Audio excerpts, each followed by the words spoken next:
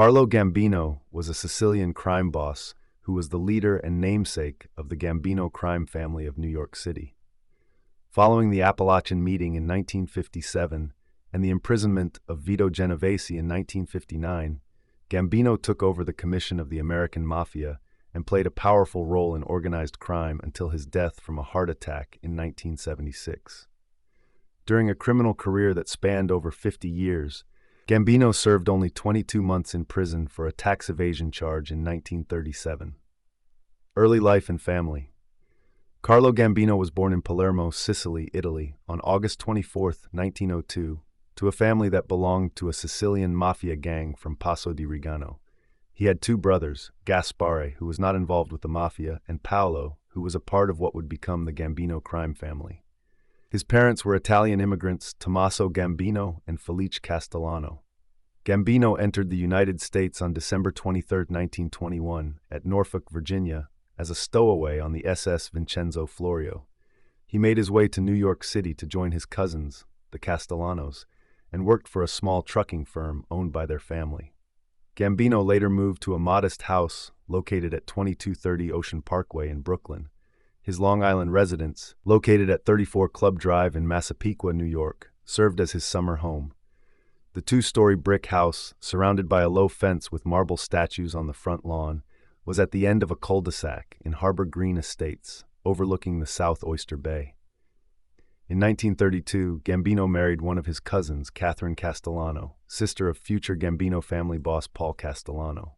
They raised 4 children, sons Thomas Joseph, March 28, 1936, February 20, 2020, and Carlo Jr., 1934 to 2019, and a daughter, Phyllis Gambino Sinatra, September 22, 1927, February 19, 2007.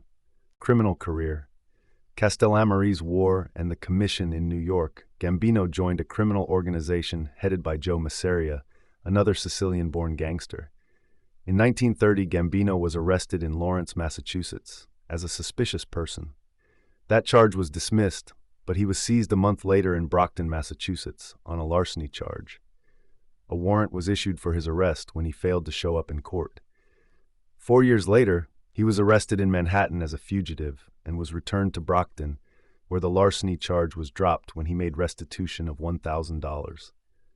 By the early 1930s, Masseria found himself in a fierce rivalry with Salvatore Maranzano, the head of the Castellammari's clan, which eventually escalated into the bloody Castellammari's War. Masseria and Maranzano were so-called Mustache Petes, older, traditional mafia bosses who had started their criminal careers in their home country and believed in upholding the supposed old-world mafia principles of honor, tradition, respect, and dignity. The Mustache Petes refused to work with non-Italians and were skeptical of working with non-Sicilians. Some of the most conservative bosses worked only with men having roots in their own Sicilian village. When the war began turning poorly for Masseria, his second-in-command, Charles Lucky Luciano, saw an opportunity to switch allegiances. In a secret deal with Maranzano, he agreed to engineer Masseria's death in return for taking over Masseria's rackets and becoming Maranzano's lieutenant. On April 15, 1931, Masseria was killed at Nuova Villa Tamaro, a restaurant on Coney Island, ending the Castellammari's War. With Masseria gone, Maranzano reorganized the Italian gangs of New York into 5 families headed by Luciano, Joe Profaci, Tommy Gagliano, Vincent Mangano, and himself. He called a meeting of crime bosses in Wappingers Falls, New York, where he declared himself Capo di Tutti Capi, boss of all bosses. Maranzano also whittled down the rival family's rackets in favor of his own. Luciano appeared to accept these changes but was merely biding his time before removing Maranzano. Although Maranzano was slightly more forward-thinking than Masseria, Luciano had come to believe that he was even more greedy and power-hungry than Masseria had been. By September 1931, Maranzano, realizing the threat Luciano posed, hired Irish hitman Vincent Mad Dog Call to eliminate him. However, Tommy Lucchesi alerted Luciano that he was marked for death. On September 10th, Maranzano summoned Luciano, Vito Genovese, and Frank Costello to his office at 230 Park Avenue in Manhattan, where Maranzano was killed. Later in 1931, Luciano called a meeting in Chicago with various bosses where he proposed the creation of a governing body for organized crime that would later evolve into the Commission.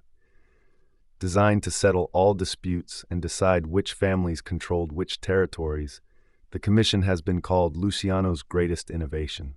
His goals with the Commission were to quietly maintain his own power over all the families and to prevent future gang wars. The bosses approved the idea of the Commission. Mangano family. After Masseria's death, Gambino and his cousins became soldiers in the family headed by Mangano. Despite being a mob power in his own right, Albert Anastasia was nominally the underboss of the Mangano family. During his 20-year rule, Mangano had resented Anastasia's close ties to Luciano and Castello, particularly the fact that they had obtained Anastasia's services without first seeking Mangano's permission. This and other business disputes led to heated, almost physical fights between the two mobsters. Gambino was arrested in 1937 for tax evasion related to operating a 1-million-gallon distillery in Philadelphia. He served 22 months in prison at the United States Penitentiary in Lewisburg, Pennsylvania, the only period in his long criminal career during which he was incarcerated. In 1951, Mangano and his brother Philip were murdered, reportedly on the orders of Anastasia. Philip's body was found near Sheepshead Bay, Brooklyn, on April 19, 1951. Vincent's body was never found, and he was declared dead by the surrogate's court in Brooklyn on October 30, 1961, 10 years after he had disappeared. Anastasia murder. In 1957, Genovese decided to move against Castello and Anastasia, enlisting Gambino, Anastasia's underboss, in the murder conspiracy. Genovese ordered Vincent Gigante to carry out the hit on Castello, which was attempted outside Castello's apartment building on May 2, 1957. Although the wound was superficial, the brush with death persuaded Castello to relinquish power to Genovese and retire. Although a doorman identified Gigante as the gunman, Castello claimed to not recognize him at Gigante's 1958 trial. Gigante was acquitted on charges of attempted murder. With Castello gone, Genovese and Gambino allegedly ordered Anastasia's murder. Gambino gave the contract to Profaci, who then allegedly assigned the hit to Joseph Crazy Joe Gallo. Anastasia was murdered on October 25, 1957, in the barbershop of the Park Sheraton Hotel in Midtown Manhattan. Gambino subsequently took over the Mangano crime family, which took his name going forward. He appointed Joseph Biondo as underboss, though Biondo was replaced by Aniello Della Croce in 1965. Apalachin and Genovese's fall. Shortly after Anastasia's murder, Genovese took control of Luciano's crime family from Castello. Seeking to legitimize his new power, he called a meeting in which leaders of both the American and Sicilian crime syndicates would be in attendance. Among the items on the meeting's agenda were the Mafia's interests in gambling and narcotics smuggling in pre-revolutionary Cuba, as well as their interests in New York City's garment industry. The meeting took place on November 14th at the home of mobster Joseph Barbara in Apalachin, New York. Edgar D. Croswell, a trooper with the New York State Police, had become aware that Barbara's son was reserving rooms in local hotels and that a large quantity of meat from the local butcher was being delivered to the Barbara home. Suspicious, Croswell decided to monitor Barbara's house. When the state police found numerous luxury cars parked at the estate, they took down the license plate numbers and discovered the vehicles were registered to known criminals. Police reinforcements came to the scene and a roadblock was set up. When the mobsters discovered the police presence, they started fleeing the gathering by car or by foot. Many mafiosi escaped through the woods surrounding the Barbara estate. Gambino is thought to have attended the meeting, but was not one of the mobsters apprehended. The police stopped a car driven by Pennsylvania boss Russell Bufalino, whose passengers included Genovese and 3 other men. Bufalino said that Genovese had come to visit a sick Barbara, while Genovese himself said he had come to attend a barbecue. The police let him go. Gambino and Luciano allegedly helped pay part of $100,000 to a Puerto Rican drug dealer to falsely implicate Genovese in a drug deal. On April 17, 1959, Genovese was sentenced to 15 years in prison for drug offenses. He died in custody on February 14, 1969. On January 26, 1962, Luciano died of a heart attack at Naples International Airport. 3 days later, 300 people attended a funeral service for Luciano in Naples, during which his body was conveyed along the streets in a horse-drawn black hearse. With the permission of the U.S. government, Luciano's relatives took his body back to New York for burial at St. John's Cemetery in Middle Village, Queens. More than 2,000 mourners attended his funeral. Gambino, Luciano's longtime friend, gave his eulogy. Gambino became boss. After Genovese's imprisonment, Gambino took control of the commission. Under his leadership, the Gambino crime family had 500 soldiers and over 1,000 associates. In 1962, Gambino's oldest son, Thomas, married Lucchese's daughter, Frances. Over 1,000 guests attended the wedding, at which Gambino presented Lucchese with a $30,000 gift.